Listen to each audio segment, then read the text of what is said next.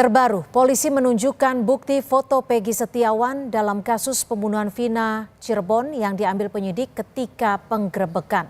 Sementara hari ini, berkas Peggy Setiawan dilimpahkan ke Kejaksaan. Polisi yakin bukti dan sederet keterangan saksi telah cukup menjadi dasar penetapan Peggy sebagai tersangka. Pengacara tetap berharap dugaan kesalahan prosedur dalam penetapan Peggy bisa jadi bukti untuk meloloskan Peggy di pra-peradilan. Kita berbincang bersama kuasa hukum Peggy, Marwan Iswandi, dan juga Komjen Purnawirawan Ito Sumardi, mantan Kabar Reskrim Polri, dan pengamat kepolisian ISES, Pak Bambang Rukminto. Terima kasih sudah bergabung bersama kami di Kompas Petang. Saya akan ke Pak Marwan terlebih dahulu, kuasa hukum dari Peggy Setiawan. Ini kan terbaru Kadif Humas Polri Irjen Sandi Nugroho yakin Peggy Setiawan menunjukkan fotonya. Anda dalam penetapan Peggy sebagai tersangka pembunuhan ini, apalagi terpidana yang mengakui lewat foto ini?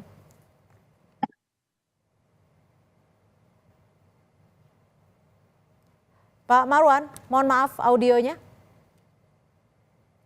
Halo Mbak. Ya, silakan. Ya, itu kan dari penyidik seperti itu dilimpahkan. Nanti kita adu aja nanti di pra-peradilannya Mbak. Daripada kita berargumen kita debat-debat di luar kan nggak jelas, biar di pengadilan aja nanti. Ini kan polisi mengklaim kalau foto yang yang didapatkan saat penggerebekan ini sudah ditunjukkan ke napi lain. Bagaimana Anda menanggapinya? Ya nggak ada masalah. Yang penting nanti kita adu di pengadilan aja Mbak. Yang penting semuanya terbuka, fair semuanya.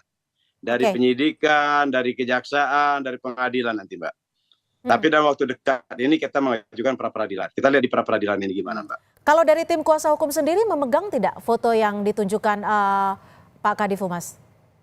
Belum ada kami Mbak. Belum ada, tapi Anda meyakini ini foto yang dimiliki Peggy juga atau seperti apa? Saya belum bisa memastikan Mbak. Karena saya belum memegang kok, baru ngelihat jarak jauh aja kok. Kita lihat aja nanti Mbak, kita adu di pengadilan Mbak, di pra-peradilan aja nanti Mbak. Oke, saya akan ke Pak Ito Sumardi. Pak Ito, bagaimana menurut Anda foto ini bisa menjadi bukti kuat bahwa ini adalah Peggy yang dimaksud dalam DPO 8 tahun silam? Ya, baik Mbak. Yang pertama saya sependapat dengan Saudara Marwan ya. Saya setuju sekali bahwa tentunya semua nanti yang akan menentukan apakah ini benar atau tidak adalah di pengadilan. Karena kan yang di ujung daripada pembuktian adalah di pengadilan. Nah sekarang dari pihak kepolisian sudah memiliki data-data, kemudian mungkin alat-alat bukti ataupun fakta. Kemudian tentunya dari pihak penasihat hukum juga mereka sudah punya argumentasi. Saya kira mungkin kalau menurut saya, apa yang saat ini diperoleh oleh pihak kepolisian itu merupakan bagian daripada upaya penyidikan dari eksaminasi ya, atau melakukan pendalaman ulang daripada kasus yang terjadi. Dan itu sudah sesuai prosedur. Nah, demikian pula yang tadi dikatakan bahwa ada dugaan bahwa Ibtu Rudiana, namanya dugaan kan bisa benar tidak. Dan sudah disampaikan oleh Kadif Humas sesuai dengan aturan yang berlaku, yang bersangkutan sudah diperiksa dan dinyatakan tidak ada pelanggaran terhadap jabatan yang dilakukan oleh bersangkutan. Saya kira ini mungkin yang perlu kita sepakati bersama ya Mbak ya, karena kalau berdebat mungkin di luar daripada proses peradilan ini mungkin agak lucu juga gitu ya. Karena kita sama-sama pegang satu prinsip. Saya kira terima kasih Marwan, ini bagus ya. Saya kira kita tunggulah di pengadilan. Terima kasih. Oke, Pak Bambang, ini kan ada keputusan dari Propam bahwa Ibtu Rudiana terbukti tidak bersalah ataupun sudah melakukan prosedur yang tepat. Bagaimana Anda menyikapi ataupun membaca ini? Kalau saya melihat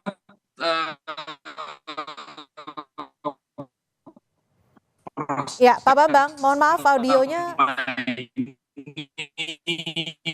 Baik, Pak Bambang, kami akan mencoba memperbaiki sinyal ataupun audio dengan Anda. Saya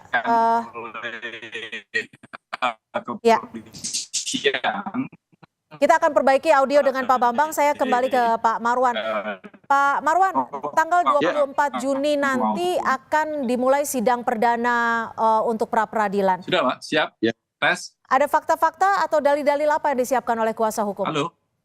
Dalil-dalil kami banyak Mbak. Tapi yang jelas kami akan menghadirkan saksi yang mengatakan kalau Peggy Setiawan itu waktu malam kejadian perkara itu ada di Bandung. Sudah itu kami akan mendatangkan saksi ahli, tapi masih banyak yang lain. Saksi ahlinya ahli apa nih Pak? Ahli pidana, Mbak. Oke.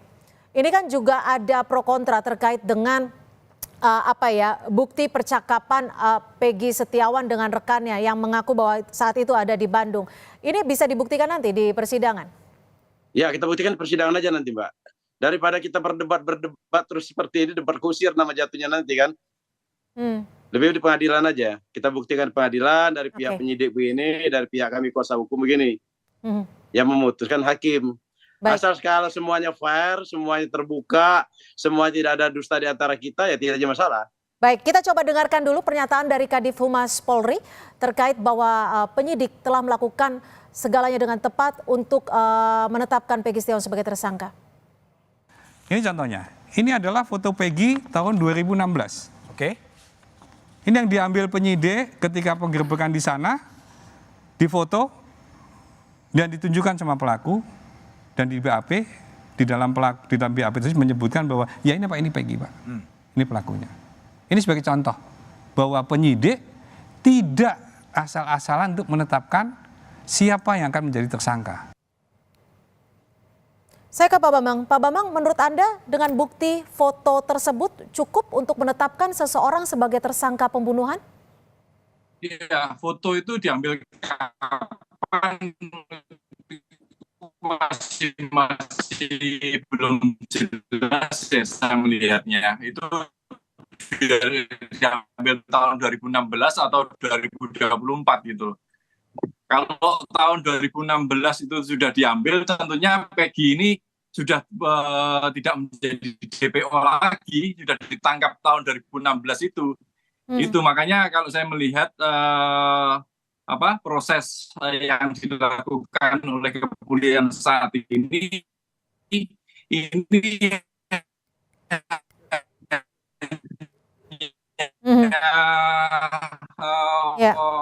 Pak Bambang, mohon maaf sinyalnya masih kurang baik Pak Bambang. Belum menyentuh substansi masalah yang sekarang ini ramai diperbincangkan oleh masyarakat gitu. Oke, saya akan beralih ke Pak Ito. Pak Bambang, kami akan kembali mencoba memperbaiki audio Anda. Terkait dengan peristiwa ini, terkait dengan sini ya.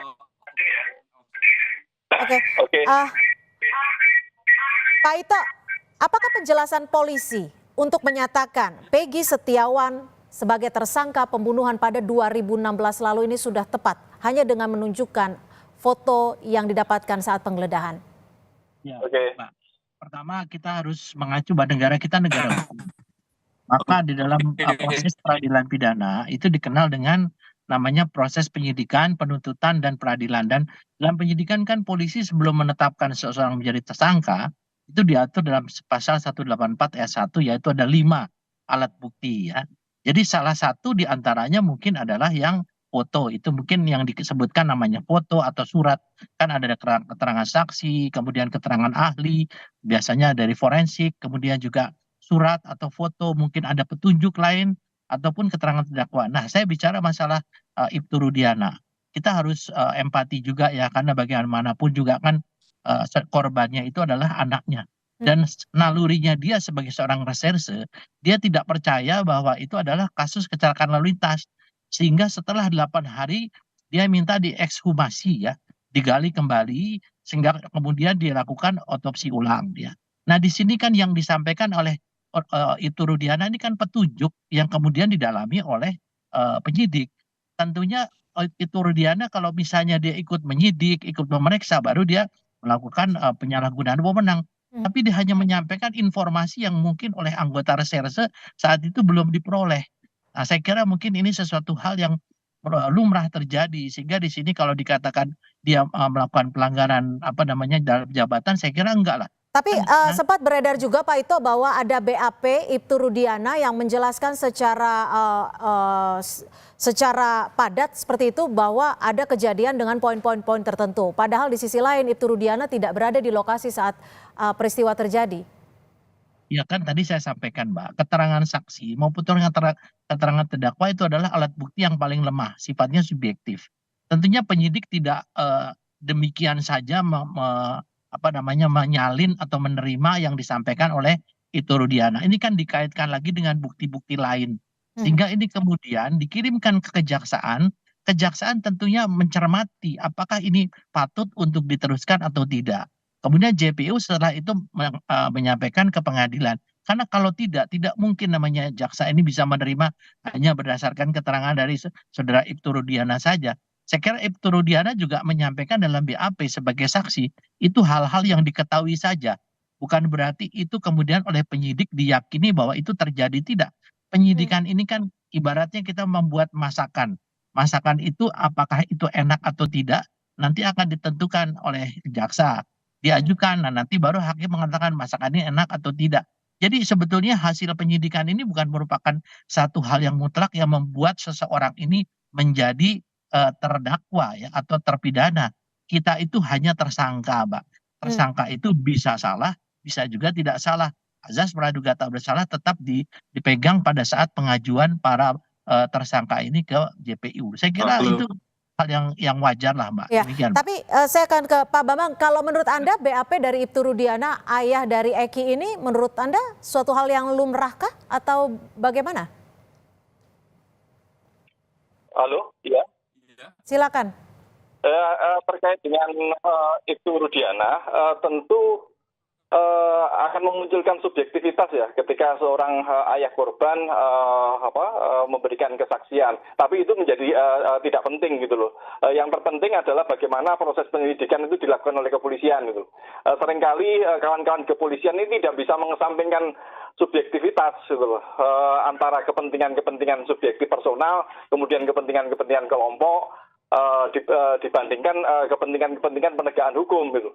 Makanya kalau kita melihat beberapa kasus sebelum kasus Vina ini terjadi, misalnya di kasus pembunuhan Jagal Jombang Rian misalnya, itu proses itu sudah berlanjut, sudah sampai ke pengadilan, bahkan tersangka sudah divonis, terkait dengan Kemat itu sudah divonis. Tapi faktanya kemudian ada 14 orang anggota kepolisian yang kemudian dilakukan penyidikan dan mereka diberikan sanksi etik dan disiplin gitu. Artinya proses di kepolisian ini tidak vakum, tidak hampa gitu loh. Ada banyak hal yang bisa mempengaruhi proses di kepolisian, misalnya subjektivitas individu maupun subjektivitas kelompok seperti itu, Mbak. Lalu bagaimana dengan dugaan obstruction of justice ini, yang diduga ada alur cerita yang dipakai oleh polisi dan dipakai oleh jaksa untuk membuat dakwaan? Menurut Anda? Ketika subjektivitas personal, subjektivitas kelompok itu muncul, tentu ada dugaan terkait dengan obstruction of justice. Sebuah peristiwa terkait dengan obstruction of justice tentu memiliki motif-motif tertentu gitu. Mengapa penyidikan itu dikaburkan gitu. Artinya memang ada hal-hal yang disengaja oleh penyidik gitu. Sehingga proses konstruksi peristiwa ini berubah dari yang semestinya gitu. Makanya memang audit investigasi, kemudian upaya eksaminasi itu penting dalam meluruskan alur peristiwa ini gitu. Agar tidak memunculkan hal-hal yang semakin melebar seperti yang terjadi di masyarakat saat ini, seperti itu. Baik, terima kasih pengamat kepolisian ISES Pak Bambang Rukminto, dan terima kasih juga kuasa hukum Peggy Pak Marwan Iswandi dan Pak Ito Sumardi mantan Kabar Reskrim sudah bergabung bersama kami di Kompas Petang. Selamat sore.